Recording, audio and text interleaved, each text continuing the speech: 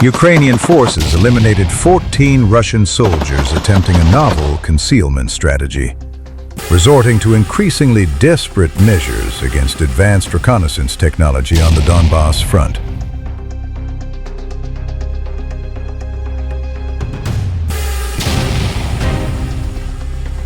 Russian troops near Lyman are growing increasingly desperate to evade Ukraine's expanding network of thermal drones, detecting their movements and attempted infiltration assaults every step of the way.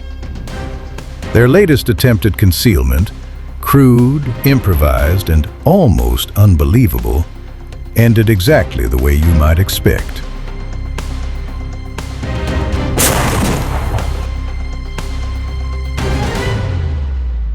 The goal of the Russian forces in this area is to take the town of Lyman to eliminate Ukrainian control east of the Donetsk and Oskil rivers and facilitate larger future operations in taking the Donbas.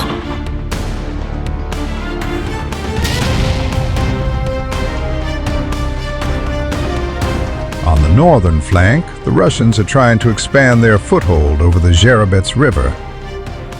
Meanwhile, to the south, Russians are stuck in the Serebryansky forest due to a tight network of Ukrainian bunkers. However, in the center, the 60th Mechanized Brigade has held the line for the past 2 years as Russians tried desperately to break through for a direct advance on Lyman.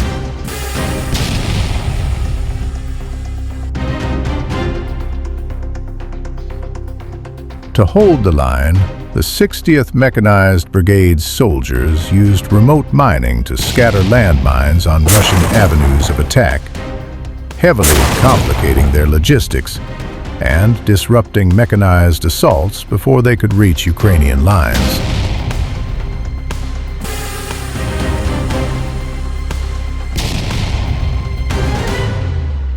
Furthermore, raids carried out by elite infantry assault units in combination with drone reconnaissance allow the Ukrainians to detect and eliminate Russian forces in fortified trench networks that may be preparing for assaults.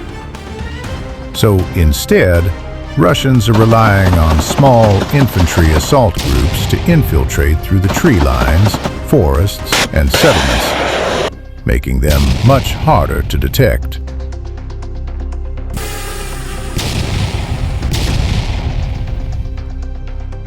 To counter this, Ukrainian forces use drones equipped with infrared and thermal cameras to detect Russian troop movements by identifying heat signatures, even through forest cover and natural concealment, giving them a significant advantage in terms of reconnaissance.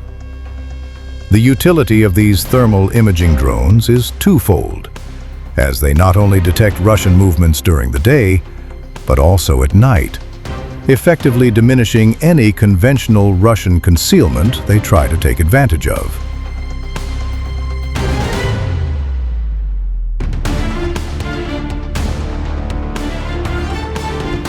Despite Russian efforts to use suits and blankets to camouflage their heat signatures, Ukrainian drones have demonstrated the ability to identify and target such concealed soldiers regardless. While the thermal cloaks reduce the heat signature of Russian soldiers, the silhouette of the cold spots is often still visible, allowing for their detection if Ukrainians can spot these dark spots in time.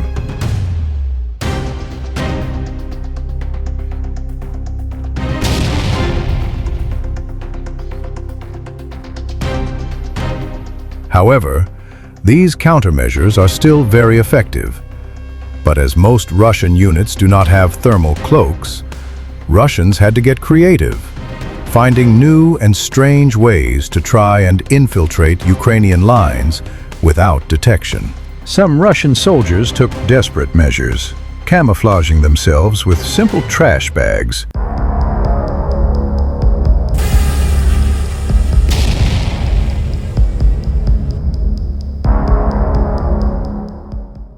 Russian infantry around Pokrovsk are stretched thin, exhausted, And if one Ukrainian drone team's assessment is accurate, hugely outnumbered by Ukrainian first-person view drones.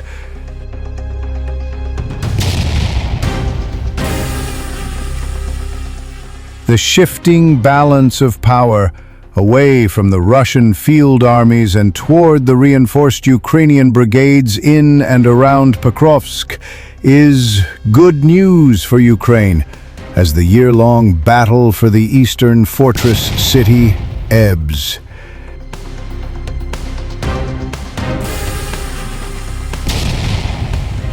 Even the most optimistic Ukrainian troops described Pokrovsk's fall as just a matter of time, as a clutch of Russian field armies massed 110,000 troops in the sector this summer, at times outnumbering the Ukrainians 3-1.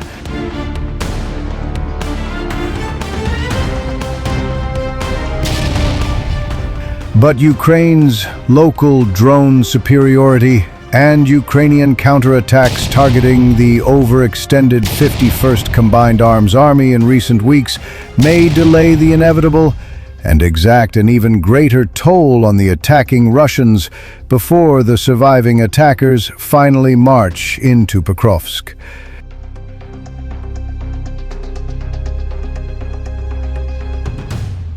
The Ukrainian Peaky Blinders drone team, which has been deployed around Pokrovsk for some time, according to the team, has noted the decline in Russian combat power in the sector.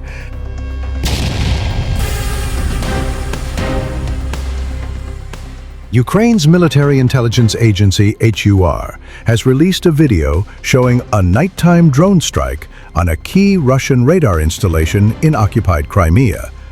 The destroyed radar was part of the S-400 Triumph air defense system, Russia's most advanced long-range surface-to-air missile complex designed to detect and shoot down aircraft, drones, and missiles at ranges up to 400 kilometers.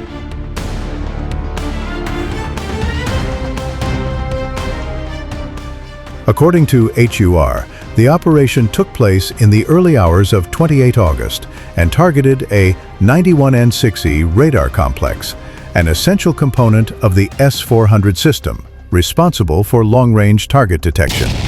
The strike was carried out by the Department of Active Operations of HUR. A short video released by the agency shows the drone approaching and striking the installation.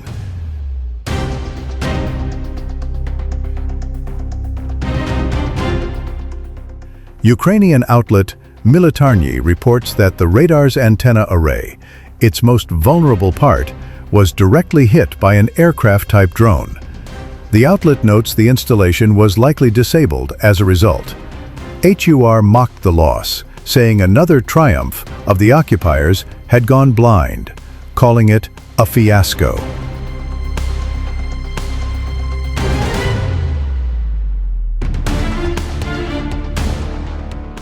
A Ukrainian drone strike destroyed the Kotovsky plant in Tambov, Russia's sole source of nitrocellulose powders for shells and rockets.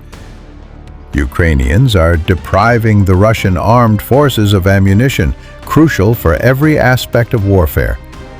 By targeting every step in the production chain, from the very first stage of gunpowder production to ammunition depots near the front line, Ukraine is making sure the Russians won't have enough shells, rockets, and drones to launch.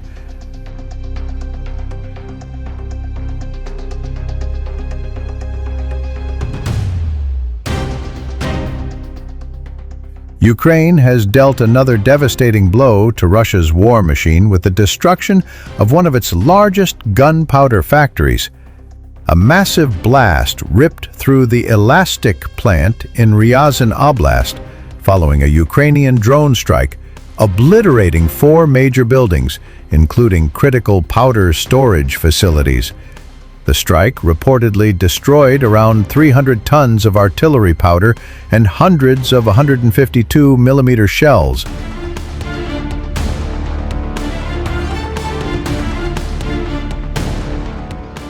The destruction was compounded by heavy casualties among the staff, who worked around the clock in non-stop shifts to sustain Russia's artillery demands. Footage from locals showed huge flames and the complete annihilation of the workshop where the explosion originated.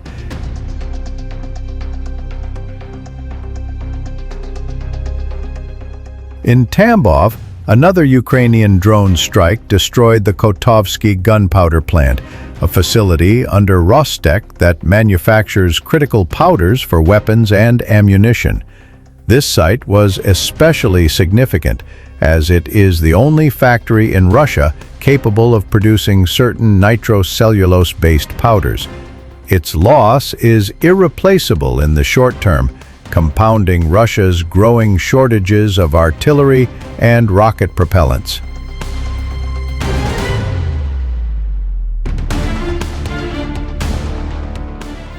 With two of Russia's main gunpowder factories reduced to rubble, Ukrainian forces have demonstrated a strategy aimed not just at the battlefield, but at the very foundations of Russia's war economy. By targeting gunpowder plants, chemical facilities, and depots, Ukraine is systematically dismantling the production cycle that feeds the Russian war effort. Without powder, explosives, or propellants, even the most advanced missile or artillery system